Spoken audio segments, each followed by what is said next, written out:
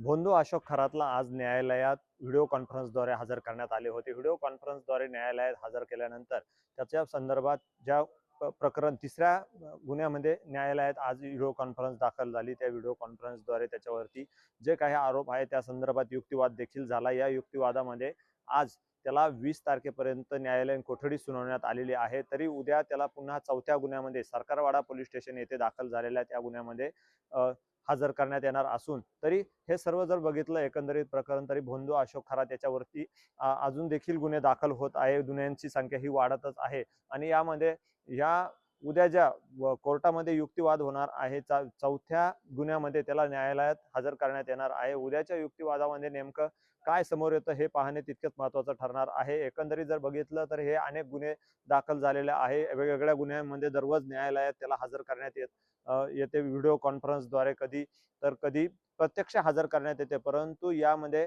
SIT कडून पुन्हा police कोठडी मागण्याची देखील शक्यता आहे। सरकारी वकिलांनी देखील या विषयी काही प्रतिक्रिया व्यक्त केलेल्या आहे। तरी सदरील जर बघितलं तर उद्या न्यायालयामध्ये अशोक खरात याला दाखल करण्यात येणार आहे, हजर करण्यात येणार आहे।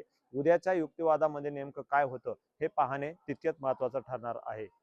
आरोपी अशोक खरात त्याच्यावरील हा तिसरा गुन्हा होता 76/26। त्याच्यामध्ये त्याला 5 दिवस पोलीस कोठडी मिळाली होती।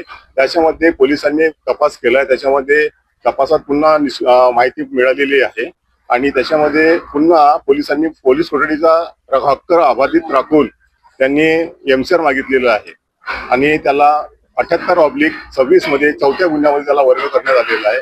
त्याच्यामुळे आज उद्या त्याला पोलीस कोठडीमध्ये हजर करतील। थँक्यू।